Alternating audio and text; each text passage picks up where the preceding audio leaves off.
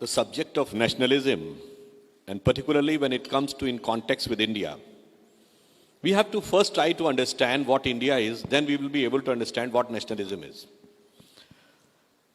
देखिए, भारत दुनिया का सबसे बड़ा लोकतंत्र है, ये एक फैक्टर है. If you look from Eastern Europe to Japan, we are the only sustainable, pure democracy in the entire Eastern Hemisphere. ये दूसरा सत्य है. तीसरी बात ये है, if you look at the all great ancient civilizations of the world, Chinese civilization, Mesopotamian, Babylonian, Greece, Egypt, Inca, Maya, Aztec, Roman Empire, we are the only surviving civilization of the world. जो अल्लामा इकबाल ने कहा था ना कि यूनान, मिस्र, रोमा सब मिट गए जहां से, कुछ बात है कि हस्ती मिटती नहीं हमारी, सदियों रहा है दुश्मन दौरे जहां हमारा. वो कुछ बात समझने की जरूरत है. चौथा कैरेक्टरिस्टिक क्या है हमारे कंट्री का? We are the only major country in the entire world history which never went for invasion. और आखिरी कैरेक्टरिस्टिक हमारे नेशन की क्या है? If I ask you, name a country in the world in which all the religions of earth are there, it is only India. Zoroastrians, Parsi अपनी जमीन से खत्म हो गए, बचे हैं तो सिर्फ भारत में. जब इजराइल बना तो ज्यूज ने अपनी हिस्ट्री लिखी और हर कंट्री में उनके ऊपर जो जो अत्याचार हुए उनको उन्होंने डॉक्यूमेंट किया. और सिर्फ इंडिया एक कंट्री था जहां के ज्यूज ने लिख के भेजा कि forget about persecution, we never faced any discrimination. और इससे भी ज्यादा मैं आपसे कहूं, ओल्डेस्ट चर्च कहां पे है? ठीक है, उसको लेकर एक डिबेट भी है, but it is believed that it is in Malabar coast of Kerala. In Kerala the roots of Christianity is more ancient than Europe. और अगर आपसे पूछें, मैं देखिए कोई बहुत बड़ा इस्लामिक मामलों का जानकार नहीं हूं, पर इस्लाम में 72 फिरके हैं. अगर आपसे पूछूं कि दुनिया का एक देश बताइए जहां 72 के 72 फिरके हों, तो कोई मुस्लिम देश नहीं है, वो भारत है.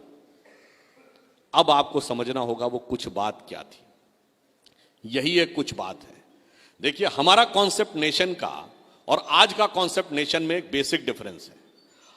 Today the concept of nation is a politico territorial nation. It is a part of land controlled by single political authority. हम कहते हैं geo cultural nation. It is certain set of cultural values which inspires and motivate for generations and generation. So, in our concept, national or nation is a thought. It is inspiration. वो एक जीवंत चेतना है. इसीलिए हमारे यहाँ राष्ट्र को भारत माता कहा गया है, जमीन का टुकड़ा नहीं कहा गया है. अब जो आपने कहा गया, हम किस ढंग से देश को जोड़ते हैं, कैसे हम जुड़ जाते हैं, मैं एक छोटा सा उदाहरण देता हूं.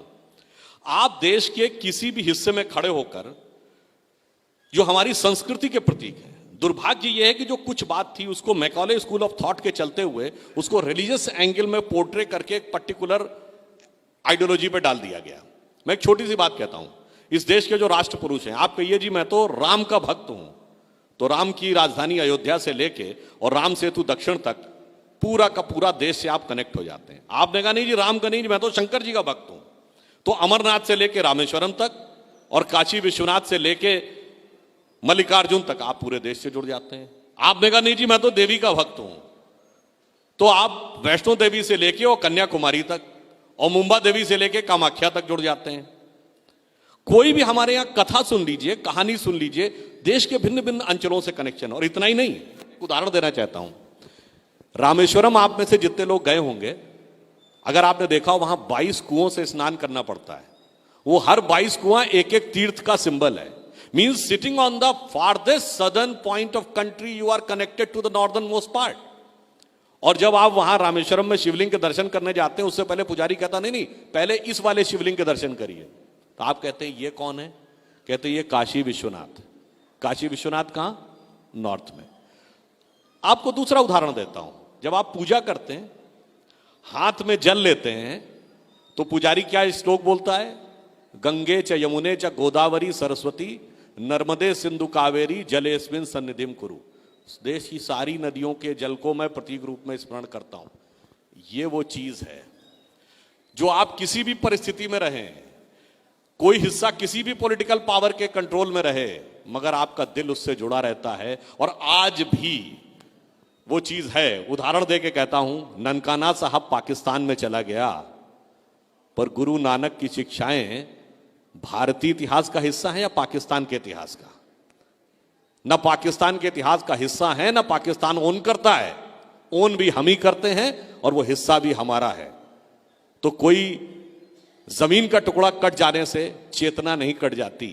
और आज भी मैं कहूंगा, हमारे नेशनल एंथम में पंजाब, सिंध, गुजरात, मराठा है, तो सिंध तो आज भारत का हिस्सा नहीं है। कुछ लोगों ने शायद कोर्ट में जाके प्रयास भी किया था, खैर वो जो भी टेक्निकल रीजन से इससे कोर्ट ने मना कर दिया।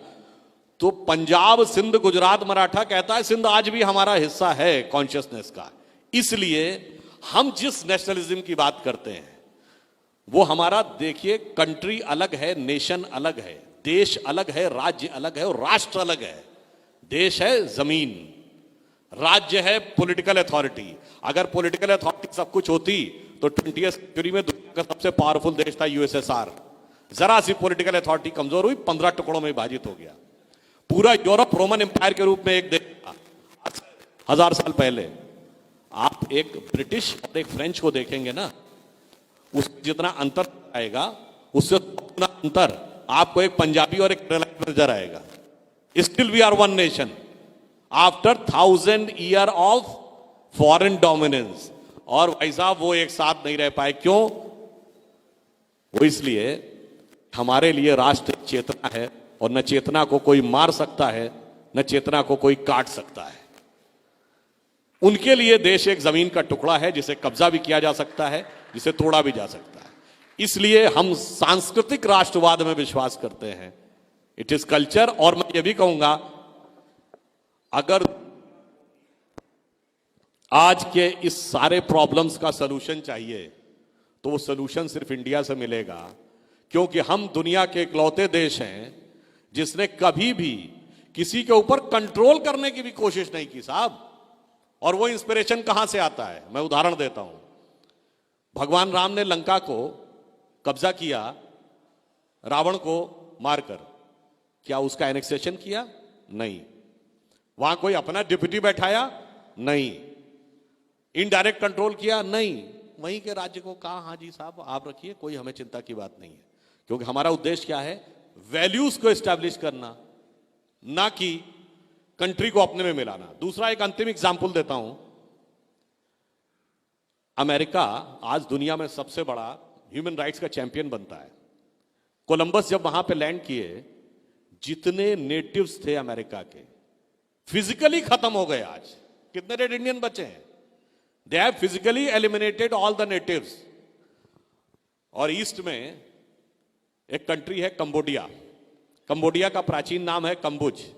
कंबुज इसलिए कि वहां कंबु ऋषि गए थे। कंबु ऋषि गए, उन्होंने उनको पूरा का पूरा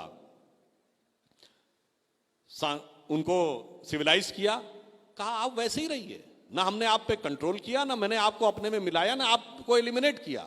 ये कंबु और कोलंबस का जो अंतर है ना, ये वेस्टर्न माइंडसेट के नेशनलिज्म और हमारे सांस्कृतिक राष्ट्रवाद का अंतर है। धन्यवाद।